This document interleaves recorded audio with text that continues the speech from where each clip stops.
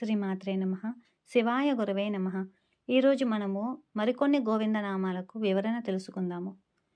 రామానుజనుత గోవింద.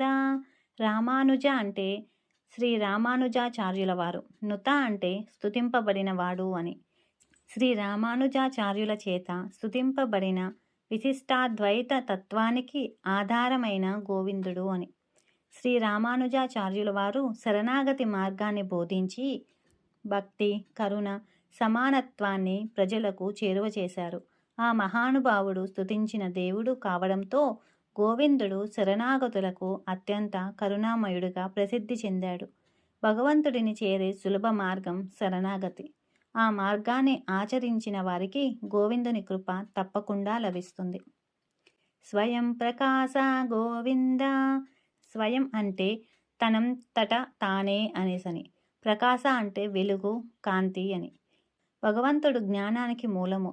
ఆయన కాంతి మనలో అజ్ఞానాన్ని తొలగిస్తుంది. ఆయన స్మరణ మన అంతరంగాన్ని ప్రకాశింపజేస్తుంది. ఈ నామానికి అర్థం అదే అండి. ఆశ్రిత పక్ష గోవింద. ఆశ్రిత అంటే శరణు పొందినవాడు అని, పక్ష అంటే పక్షపాతము, ఒకవైపుగా నిలబడము అనేసని. తనను శరణు కోరిన భక్తుల వైపే నిలబడి వారికి సంపూర్ణంగా సహాయపడే గోవిందుడు అని. శక్తి, స్థానము, సంఖ్యలను చూడడు.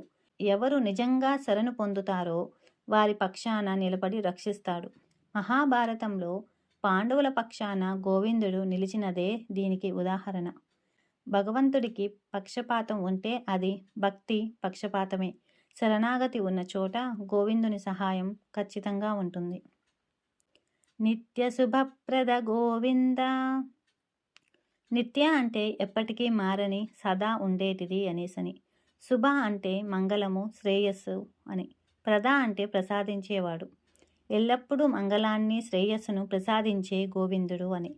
కాలము, పరిస్థితులు మారినా భక్తులపై చూపే కృప మాత్రం మారదు. శాశ్వతంగా శుభాన్ని ప్రసాదిస్తాడు. గోవిందుని స్మరణ మన జీవితాన్ని మంగళమయం చేస్తుంది. ఆయన అనుగ్రహము తాత్కాలికం కాదు, నిత్యం నిలిచేది. నిఖిల లోకేశ గోవింద. నిఖిల అంటే సమస్తము, అన్నీ అనేసని. లోక అంటే లోకాలు, భూలోకము, స్వర్గలోకము, పాతాళము మొదలైనవి. ఈశ అంటే అధిపతి, పరమేశ్వరుడు అని. సమస్త లోకాలకు అధిపతిగా ఉన్న పరమేశ్వరుడైన గోవిందుడు అని. ఒక లోకానికి మాత్రమే కాదు, సమస్త లోకాలకు పాలకుడిగా, సర్వశక్తిమంతుడిగా విరాజిల్లుతున్నాడు. భగవంతుని అధికారము అపరిమితమైనది కాదు. ఆయన కృప అన్ని లోకాల్లో సమానంగా ప్రవహిస్తుంది. సమస్త లోకాలకు అధిపతిగా ఉన్న సర్వేశ్వరుడైన గోవిందుడు అని. ఆనందరూప గోవింద.